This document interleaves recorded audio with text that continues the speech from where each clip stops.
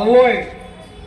काय करणार, तू त्रास देतेस ना त्यामुळं प्यायलो मी त्रास देते तुम्हाला की तुम्ही त्रास देताय मला? बघ, उलट उत्तर देऊ नकोस. सगळं तुझ्यामुळं झालंय, कळलं का? बघितलं का, तुझ्या टेन्शन मुळेच माझा मुलगा दारू प्यायला लागलाय. माझ्यामुळे? हो, तुझ्यामुळेच. कार तर मागितली होती ना त्यांनी, मग काय झालं? तुझ्या बापाला काय बंगला मागितलं होतं का?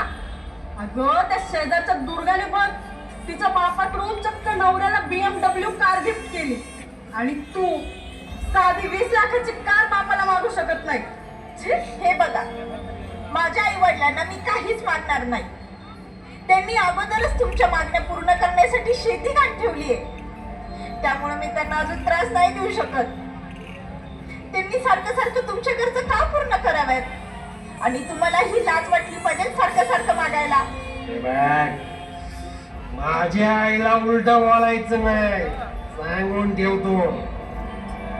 आणि मला कार पाहिजे म्हणजे पाहिजेच.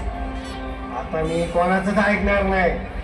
तुझ्या बापाला जाऊन सांग, असंही करून मला कार घेऊन दे म्हणावं, नाहीतर तुझ्या घरात राहायची नाही. चाल, चालती ओळतोन, चालती ओळतोन. चल आई.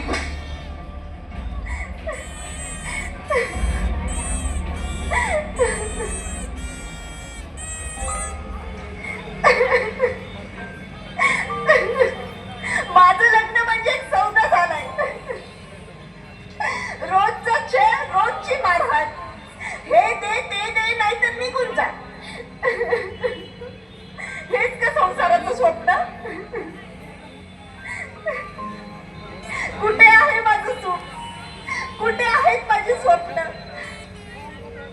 आई बाबा, तुम्ही मला सोन्यासारखं वाढवलं.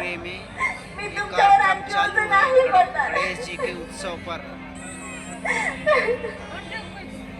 आई बाबा, मला क्षमा करा. मी तुमचं ओझं कमी करायला निघाली. मला क्षमा करा.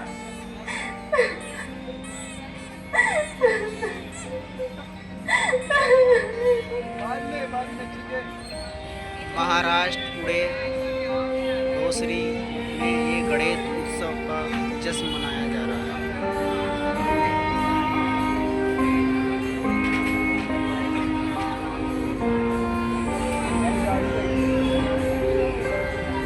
आहो, किती दिवस झालेत ना, लेकीचा आवाज ऐकला नाही. लग्न झालं तेव्हा किती खुश होती ती, पण आता बोलली की मनात काहीतरी दडवून ठेवलंय असं वाटतं मला. मला तसं जाणवतं. फोनवर बोलताना ती हसते, पण तिच्या मनातली सल ती सांगत नाही. माणसं तरी कशी आहेत तिच्या सासरकडचे? लग्नाआधी मोठ्या थाटात बोलले, आम्हाला काही नको, फक्त तुमची मुलगी हवी म्हणाले. पण नंतर पैसा, सोनं, बुलेट द्या म्हणे. ऐपत नसतानाही तुम्ही कर्ज काढून आपल्या लेकीच्या त्या मागण्या पूर्ण केल्या. हो, म्हणून तिच्या डोळ्यातलं तेच कमी झालंय. ती आपल्याला त्रास नको म्हणून काही सांगत नाही, गप्प असते, पण आतून किती तुटलीये कोणच ठाऊक. अहो, मला भीती वाटते. माझं लेकरू सुखी आहे का खरंच? देवा, माझ्या लेकीच्या संसारात आनंद ठेव.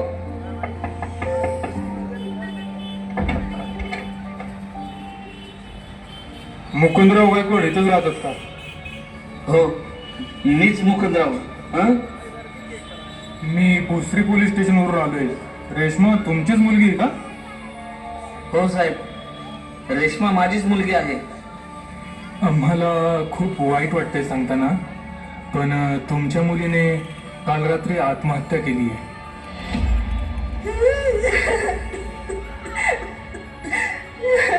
नाही, असं होऊच शकत नाही. माझं लेकरू एवढं टोकाचं पाऊल उचलूच शकत नाही. साहेब, माझ्या मुलीने एवढं टोकाचं पाऊल का उचललं